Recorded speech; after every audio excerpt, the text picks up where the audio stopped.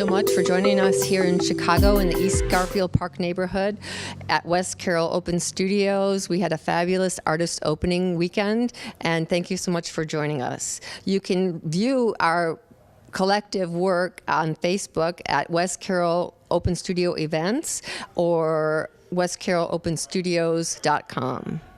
Hi, I'm Bobby Meyer. I'm from Chicago, Illinois. I'm an artist and an educator, and I teach during the week, 7:30 to 4 every day, high school students in the suburbs.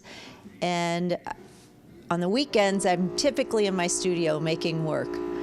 This work has evolved, that's behind me, evolved out of a caregiving situation with my father. So I always relate to my home experience comes through in my work, whatever it happens to be. In this case, it was intense caregiving. Earlier in my career, it was more about what was going on with my family. I have 3 kids. My evolution as an artist has grown over many years. So my kids are now like in their late 20s, and we would always make work together as a family. My husband's a designer and artist as well.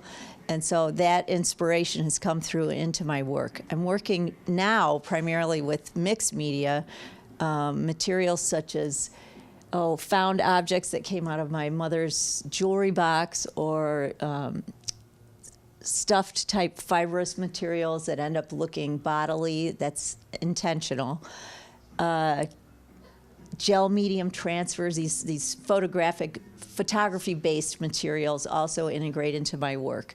So that's pretty much what I'm doing now, and the work is starting to evolve into other things, but I'm very, very interested in the materiality of the work and being able to impale the work. So sewing, I'm not into diminutive type sewing.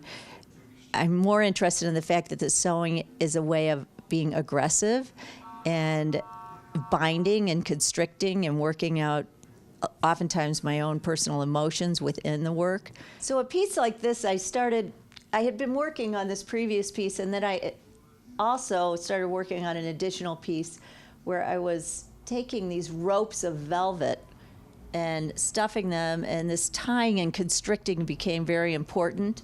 And it wasn't until after the piece just started to become cohesive and these items were attached together that I started noticing that, this form seems like looks similar to an esophagus, and that's what my father was suffering with, was esophageal cancer. So that's the intimate part.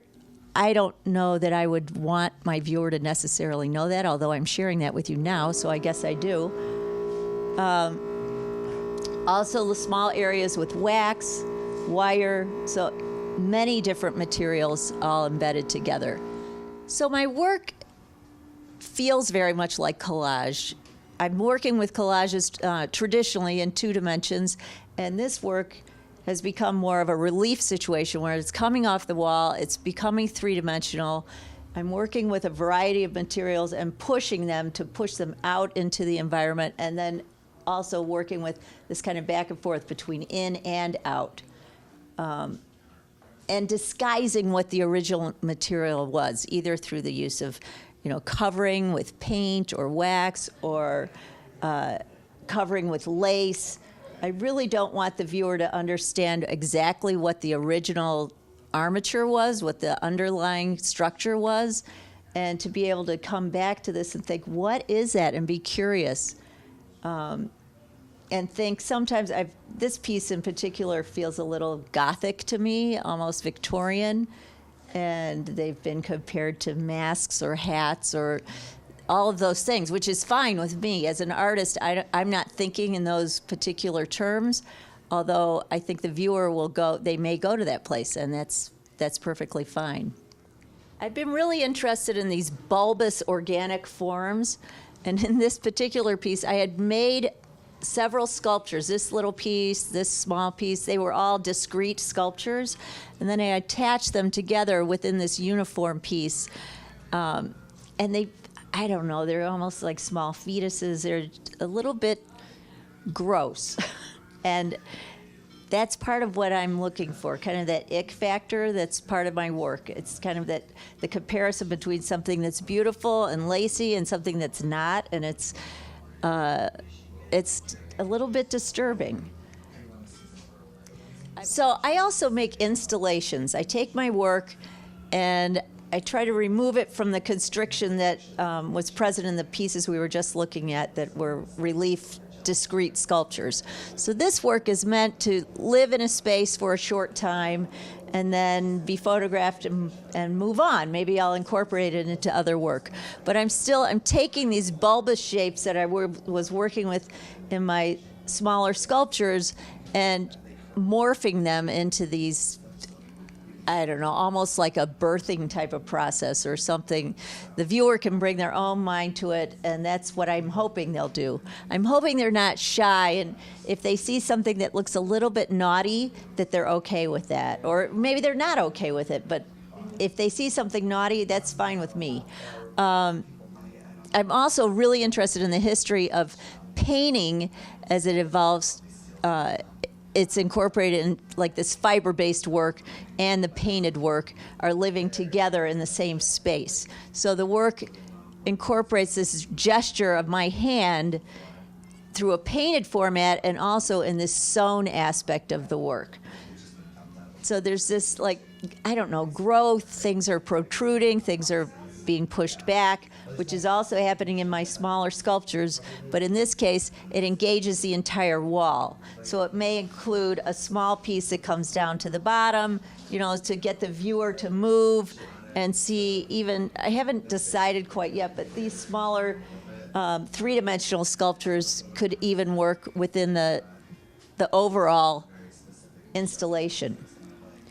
So I've been thinking about how my experience as a professional artist, as a working artist, impacts my teaching experience. So I'm teaching high school kids every day. That's what I do, and it gets very intense. And they run into problems. They're always whining. They're looking for advice, or Miss Meyer, do this, Miss Meyer, do that. And it's like, you need to make the decision. So that's what art, I think a lot about art is making decisions and not being afraid, being fearless, being able to experiment and not hold your work to this place that's so precious that you can't change it. And for high school students, and I think for adults too, it's really hard to let go of the preciousness of an object or a painting or whatever it happens to be, and be open to the fact that, hey, it's just a drawing, I could do another one, or it's this sculpture and I could do it again. And I'll learn from whatever I've done previously and incorporate it into what comes next.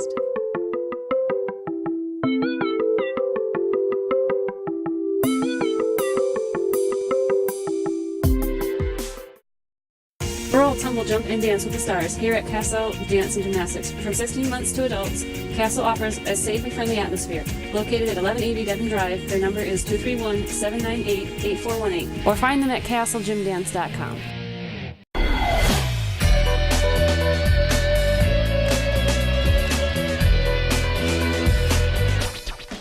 Looking for that big payout?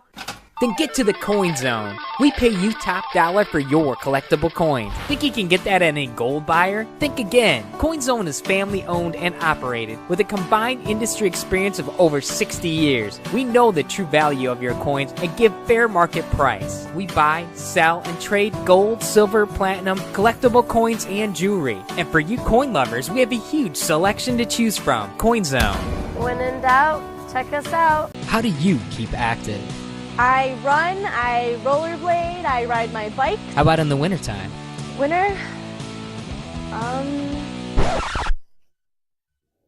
Don't let Michigan winters make you soft. Breakaway Bicycles and Fitness has the answer. We carry high-quality treadmills, ellipticals, spinners, exercycles, airdynes, and the world-famous Bowflex. Breakaway has it all, including free expert assembly and home delivery. Breakaway Bicycles and Fitness on Harvey Street in Muskegon. The Health Hut, located at 3112 Henry Street in Norton Shores, offers a full line of natural and organic groceries, including fresh produce and free-range, hormone-free meats, eggs, cheese, and dairy provided by local farms. Taking pride in carrying products which contain no preservatives, additives, or unhealthy fats, their wide selection of allergen-free foods can accommodate most specialty diets. From frozen desserts and entrees to pastas, baking mixes and cereals, to soups and salad dressings, to chips, candy, and other snacks. The Health Hut. We have your good health in mind.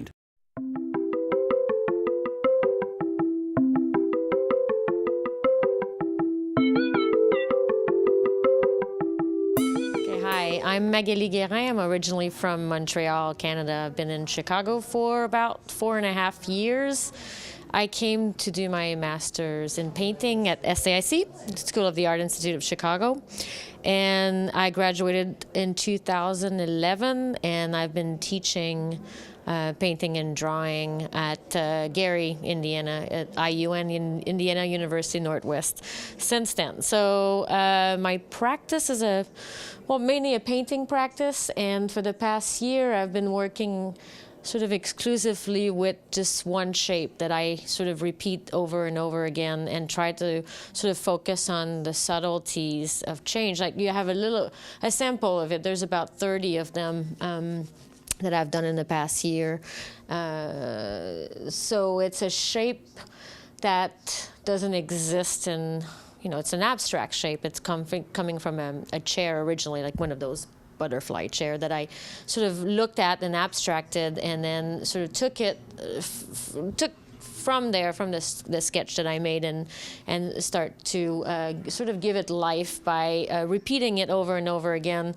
And so I'm interested in repetition and what that sort of does to the work as you sort of focus the practice. You narrow down the possibilities, same size and same medium. Now I'm sort of expanding it a little bit more a year after just working with the shape and going into works on paper and seeing how that can sort of make the shape sort of break apart a little bit and give it another sort of life again. So that's how I work. I sort of create some sort of system, and I started originally in photography about 15 years ago. I was a photographer back in Montreal, and sort of as the work developed and moved to paper drawing mainly, and it was sort of a narrative base kind of work, a lot of figurative work, and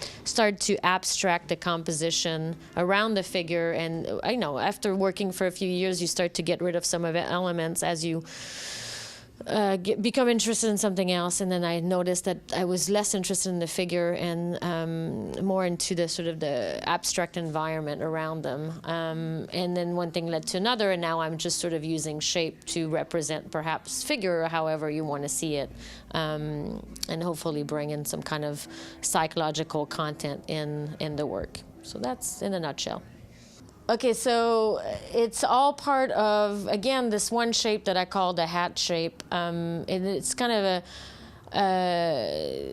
like I call it the hat shape, knowing that it doesn't look like a hat. It did at some point of how it changed through times. So I found that kind of funny in some ways to name it without necessarily having it look like that. So it kind of talks a little bit about what abstraction is also. It's like people always need to sort of refer to something that they know in order to grasp the reality of it. But then if you name something and it's not necessarily sort of looking like it, then you start to wonder what that means to try to sort of name an abstract work. So again, part of the shape gets repeated in various sort of, again, composition, and now it's changing the relationship of that shape in the composition from paint to drawing. I don't know if you see that one. Yeah, you do. This is that shape sort of at the beginning of its stage of the painting. I called it the naked shape because the paint has not happened yet, and the shape is part of the canvas as I start the painting, and then I sort of work with the paint to sort of bring it out even more. So I guess it's not, my work, it wouldn't be about ideas or trying to develop sort of an innovative practice. It's more about process and about research. And again, focusing on one particular shape helped me sort of understand the different constitution of that shape. So for example, the shape that I'm painting, I ended up making it as a 3D object. So it became, even though the shape was invented originally, now I can say that it exists in real life. So that, again, that changes the conversation if the work is it an abstract painting or if it's a painting of something. Now I can say, well, it's a painting of this sort of shape that I've created. So this is my, I'm not a sculptor, but so it became very, it's a flat sculpture. So it's kind of refers to painting also and drawing, having almost a two-dimensionality to this three-dimensional object. So, again, it's a practice that every day when I come in the studio, I think about what can I do to sort of further the research and trying to understand this shape and its reality now for me as my pet form that I sort of constantly work with and find different meaning for. Okay, if you'd like to know more, well, I have a website. It's myname.com. I think it's better if it's spelled out on the screen, but it's magaliguerin.com. And then you can see more and read some text also related to the work that might help you understand how I work.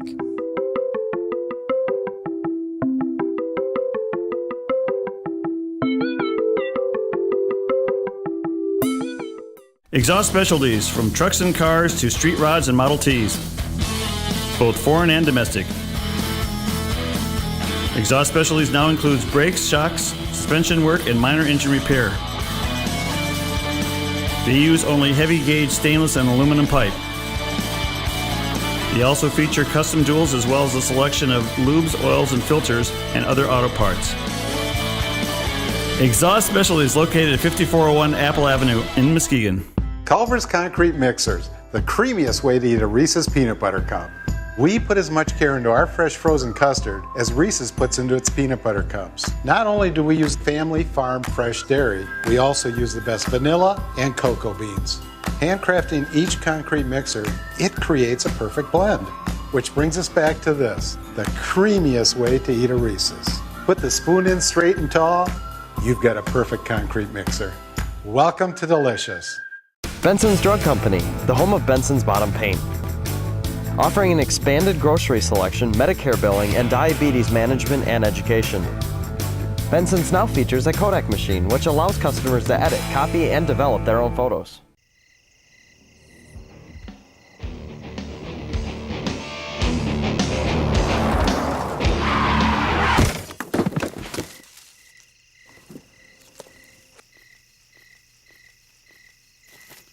It's like they want to get hit. For expert auto body repair, call Ramos & Sons Auto Body, 739-7240. Call 739-7240.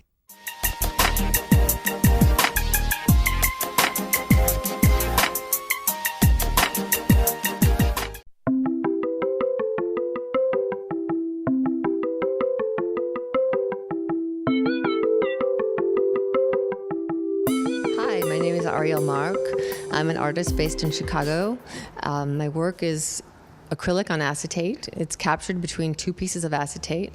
The basis for most of the work that I do is, and the influence of most of the work I do comes from fashion, art, and film, and science. I'm a graduate of the School of the Art Institute of Chicago.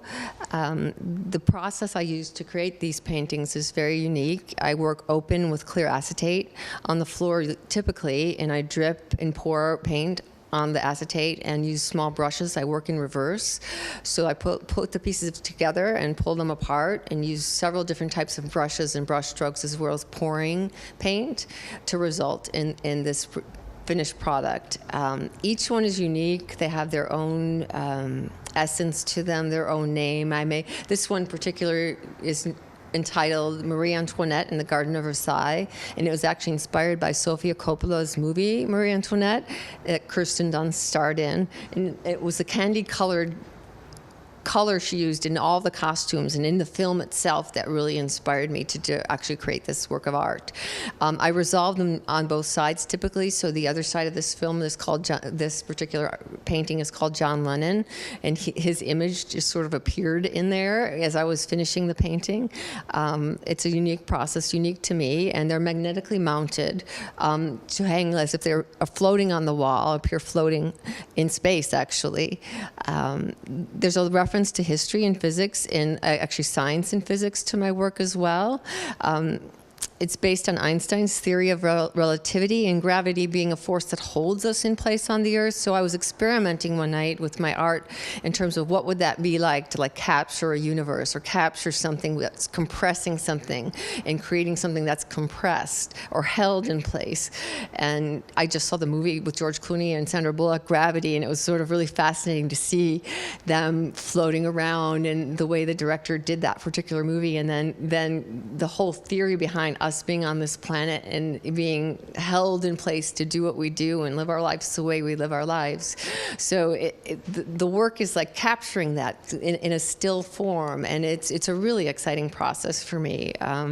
Each piece is different and again speaks to a different part of me. Some have fashion images in them, some have references to movies I've seen or movie stars and celebrity and the celebrity culture we inhabit ourselves in. All of that inspires me. I'm a film buff. I see at least 100 films, 50 to 100 films a year.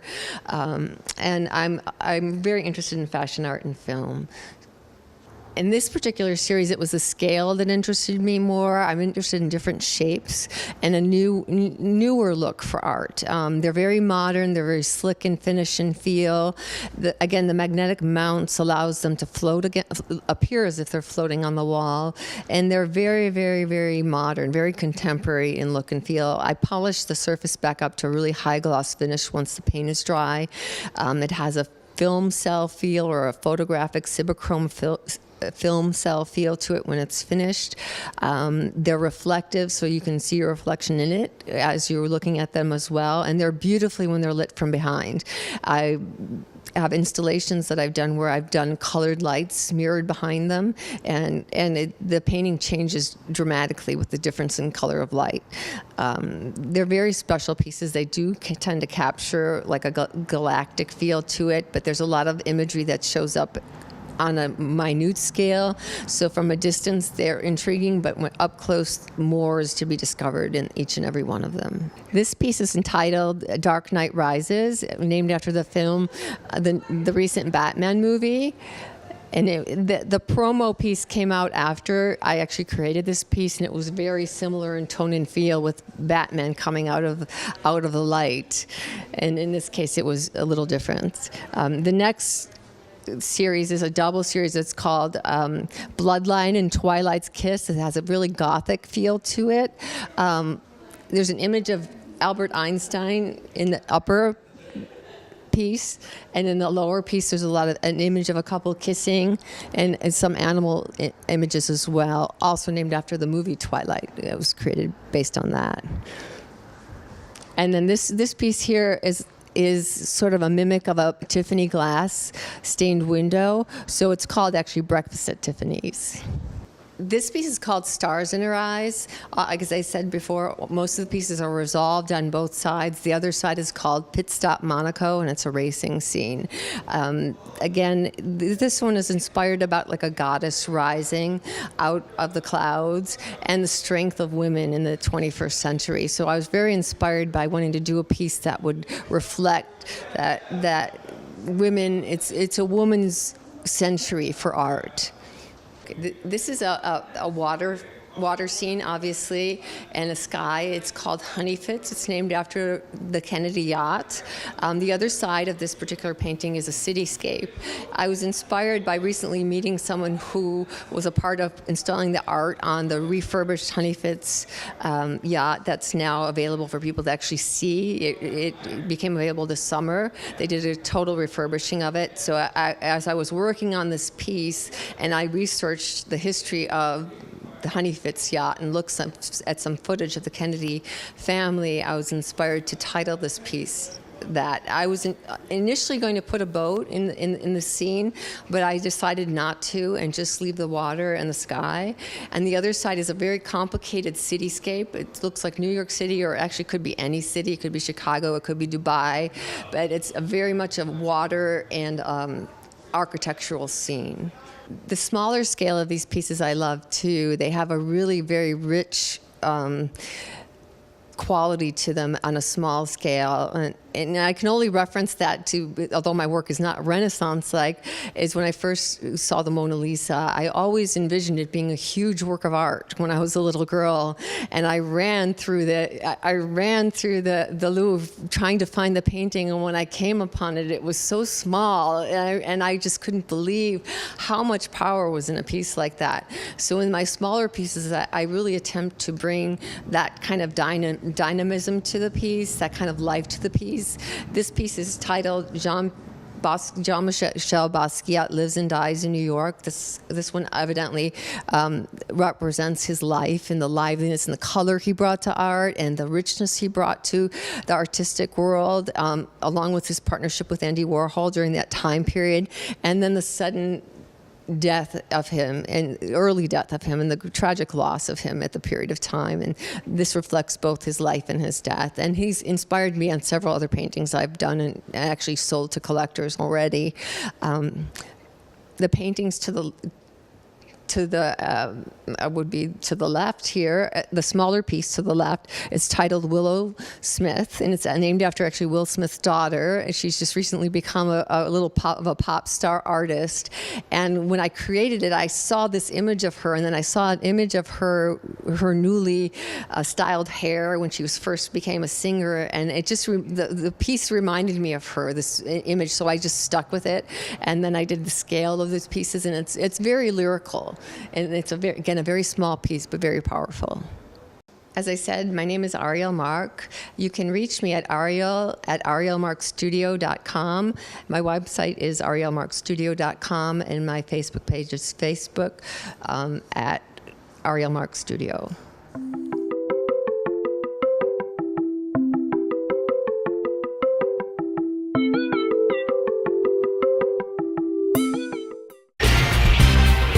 Northway Lanes, 1751 Evanston Avenue in Muskegon, featuring 50 auto-score lanes, cosmic bowling, billiards, a cafe and banquet facility, lounge and pro shop.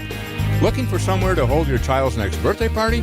Northway Lanes can supply everything you need, from invitations and decorations to personal pizzas, hot dogs and fries, to soft drinks, ice cream and goodie bags, even a private party room.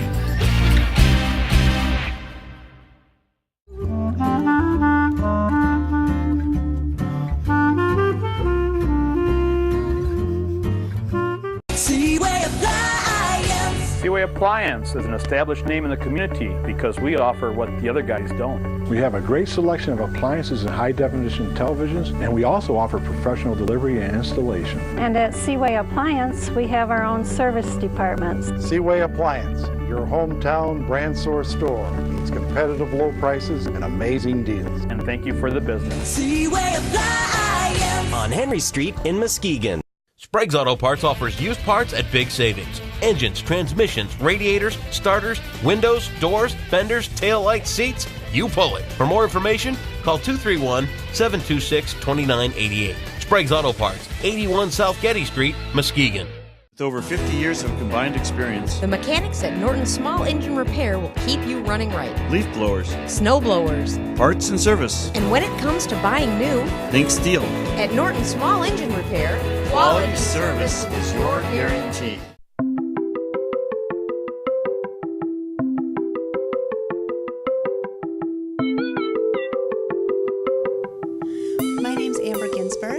I'm a graduate of the School of the Art Institute of Chicago, and I currently teach at the University of Chicago in the Division of Visual Arts.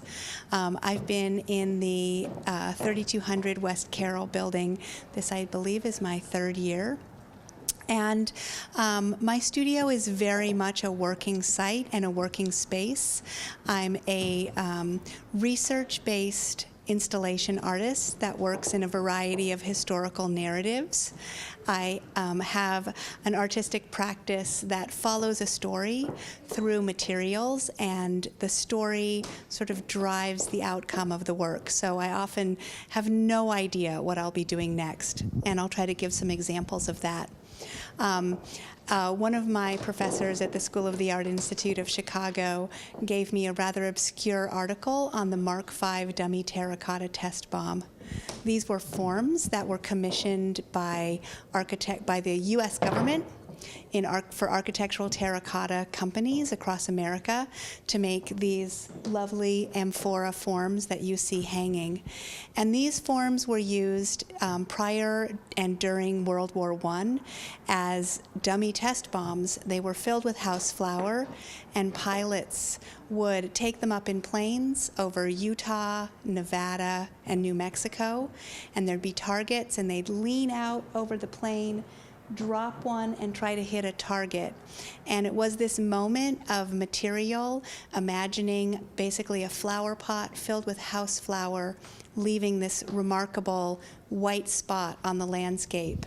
And it's often a relationship to technology or domestic materials where I look for a poetic intervention. For that project, my collaborator, Joseph Madrigal, and I opened a Mark V dummy terracotta test bomb factory at the Soap Factory in Minneapolis, where we invited the audience to make the forms with us. And in addition, we offered these slip cast forms that are perforated, and anyone could check out a form, and we had white blooming flower seed mixes, which would allow the city to slowly unfold in a new white blooming spot. I'm interested in two bodies of knowledge that drive my work. This is found in the archive, but I'm interested in repertoiric knowledge, stories that are passed on from person to person. And so often the studio and the gallery conflate, and the gallery becomes a working space or a space where the audience can come in and learn the story themselves through the making of the work. My background as a production potter, which is sort of where I started in my artistic making, has deeply influenced the way that I work now. And rather than making specific objects of the table, as I used to, I've really began to think of the table as a site of research. And so all of my projects tend to be iterative and ongoing, often for 5, sometimes 10 years.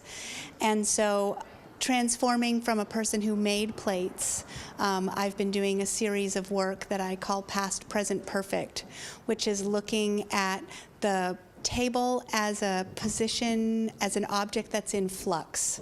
I think that our eating habits are radically changing as we outsource knowledge that might have been passed down from person to person to restaurants, to companies that make our food for us, and that changes the way that we come together.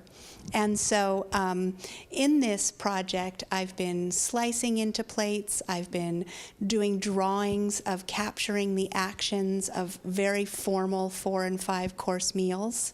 And more recently, I've been working with Melissa Lee Benedict in a project where I've been using potatoes to light diodes. So I have a project that illuminates a cyanotype of a sliver of a teacup that looks almost like an X-ray. And there's 100 diodes lit by 500 potatoes. We're harvesting those potatoes for their potato starch. These are the claws that we used to wring ground potatoes that made this potato starch. And we're doing all kinds of research and tests on how to make a castable bioplastic. And we're going to be making new forms from the leftovers of the last project that will be these objects cast from broken shards from another project in this series.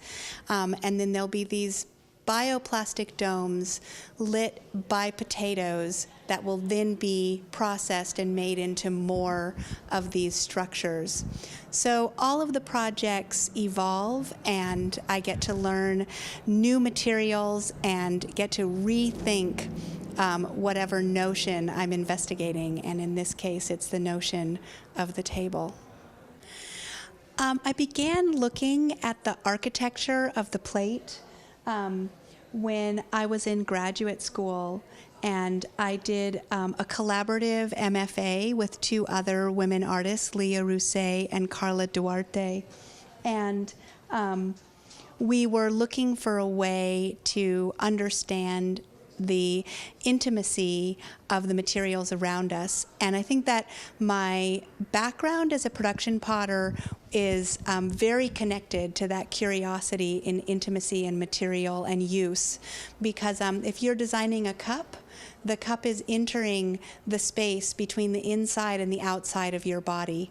It's the object that is the conduit between these two different worlds and this potential sort of intimate object.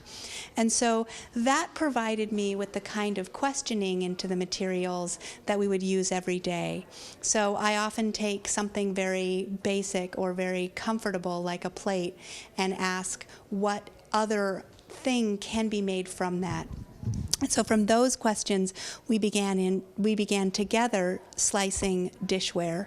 That then became didn't actually enter into our MFA work. We did an entirely different project, and I've come back to it now outside of graduate school and have begun recording some of my dinner parties, and am pulling laugh tracks, these moments of joy and nervousness and the sort of complexity of the laugh, and putting them into an audio program that creates a sound wave, and using these forms to sort of capture that moment. And in that capturing, I'm casting these shards in encaustic, which is a wax and is a very early preservation material.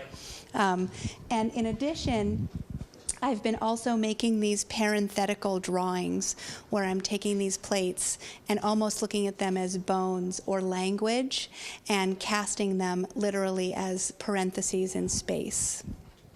So my interest in archival materials not only leads me to small historical societies and libraries and online archives, but actually I like the materials of the archive.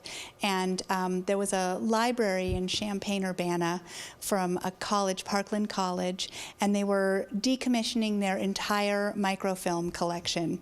And they had a room, probably, it felt like half the size of a football field, filled with boxes of microfilm. And I thought to myself, if I were a pirate, this would be my treasure. And so I loaded up a couple of carloads. I had a friend help me. And I've been wondering for a few years what to do with this microfilm. And in the last year, I was invited to participate in a project through the Chicago Artist Coalition entitled Hatch. And there was an exhibition that had a pretty quick turnaround, and a lot of my projects operate on long time frames. So this was a short time frame project.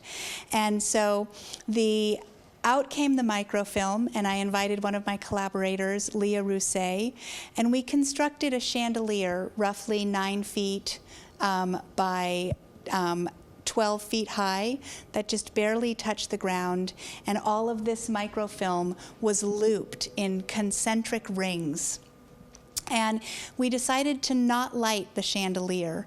There was the natural light on the object, and the project is called Paleo PDF because each of these microfilm actually housed a tremendous amount of cultural information that we recognize, both through the PDF and our knowledge of film and the way that negatives work. And if you got up close to them, you could read all kinds of graphic information and know quite a bit about it without knowing its content. It was also sculpture that you could walk into. And so you could go into the center and find a source of light at the very middle and then either retreat or walk through it. So it was, in a sense, both an information void and an overabundance of tremendous information. And archives are like that. They're tremendous and huge, and you need luck to access the right thing, and also you need someone to have deemed it important. And so there's an interesting power dynamic in archives, and in this was a gentle way to talk about that.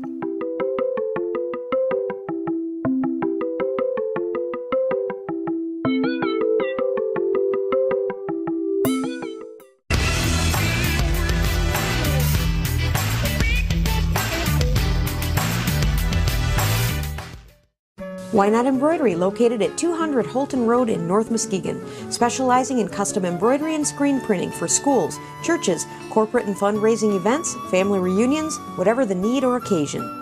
Featuring Lake Michigan unsalted apparel, Why Not offers sweatshirts, t-shirts, athletic and corporate wear, towels, backpacks, baby items, and graduation gifts. They also do window decals and signed vinyl. Why Not Embroidery, 231-744-8849.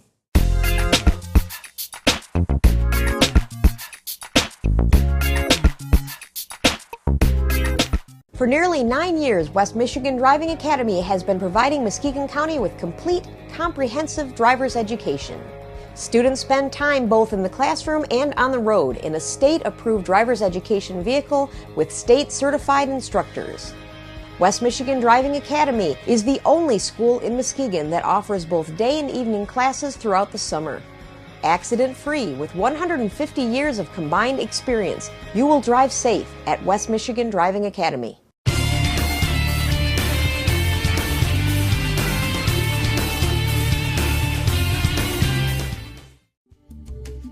McDonald's Candies, 1064 South Getty Street in Muskegon, features an assortment of chocolate-covered nuts and creams, peanut clusters, fudge, seafoam, turtles, cherry cordials, and regular and holiday novelties.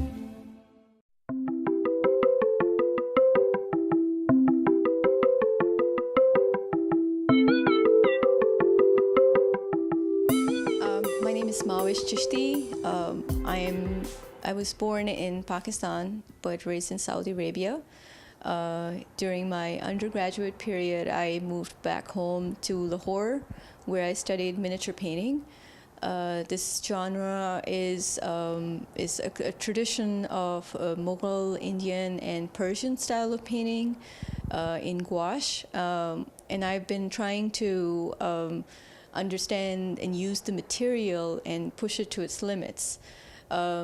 This body work that I've created started in 2011 when I visited Pakistan, Lahore, and there was a lot of talk in the media there about the drone war, and I felt like there was some disconcern or some hatred towards the use of these war machines at the border of Pakistan and Afghanistan, and I kind of wanted to address that issue when I came back here.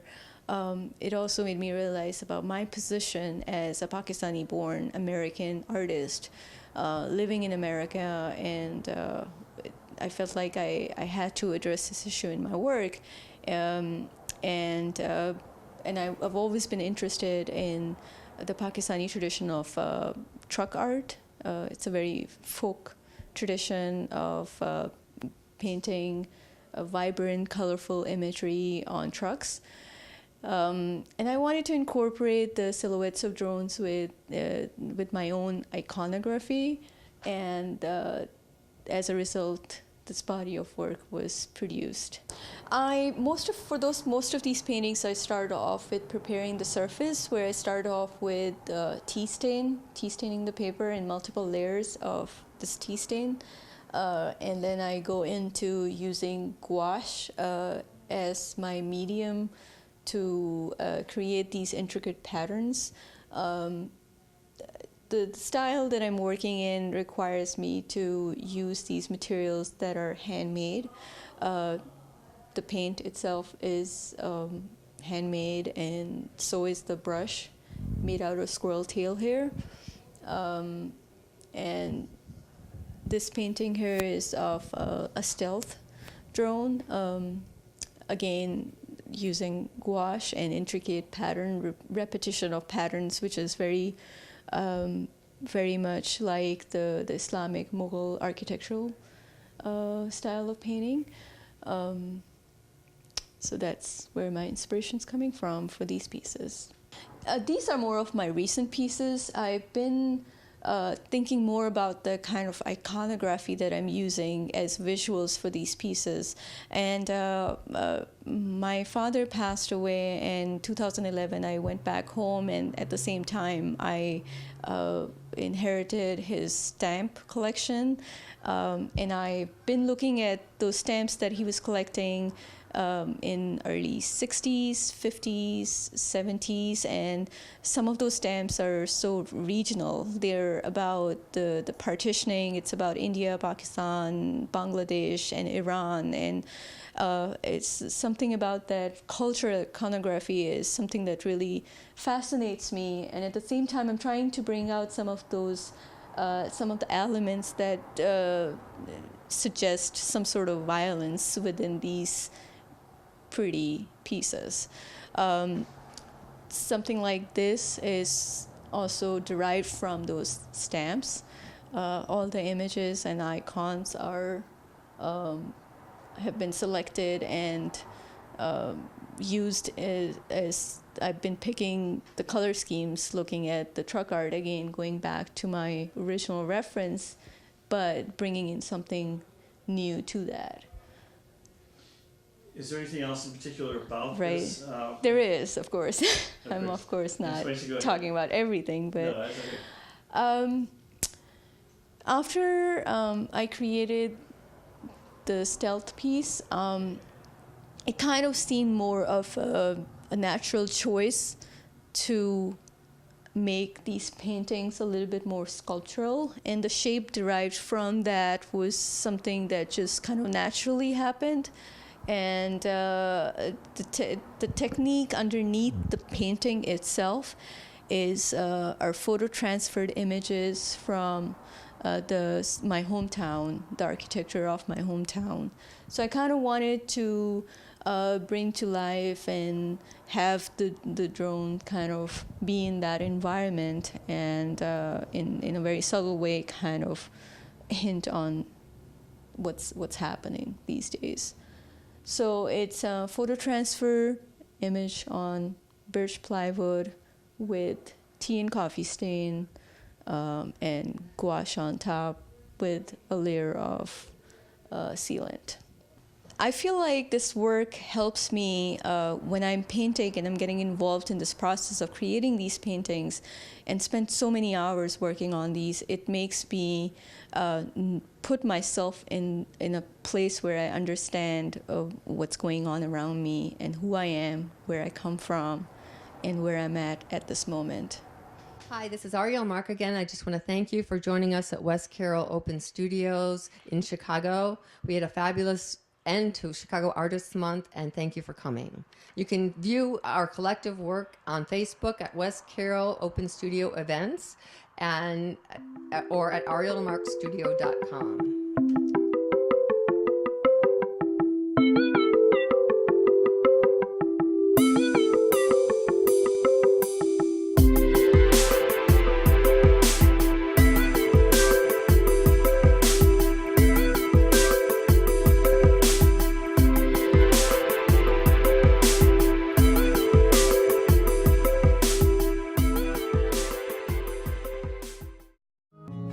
At Muskegon Catholic Central, each student has the opportunity to flourish in a Christ-centered atmosphere.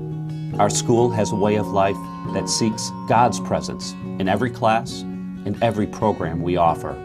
Our success is built on the partnership between the families and the system, and together, excellence is produced.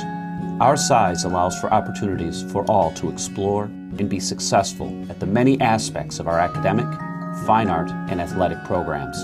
Muskegon Catholic Central uses a 4x4 educational model for the 7th through 12th grade.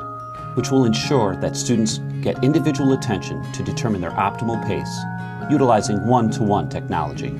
Students at Muskegon Catholic Central consistently score above the national average in all subject areas. In addition, 98% of the Muskegon Catholic Central graduates go to college.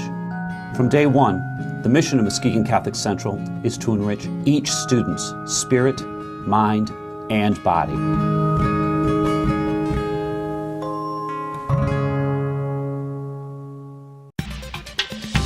Established in 1973 by Paul M. Lattis, Lattis & Hoops Law Offices has been a multi-service law firm specializing in accident cases, personal injury, wrongful death, Social Security disability, divorce, probate and wills, and real estate. When it comes to choosing the right attorney for your legal needs, don't choose out of town, choose local legal counsel. It really pays. It's experience when it counts. It's Lattis & Hoops Law Offices.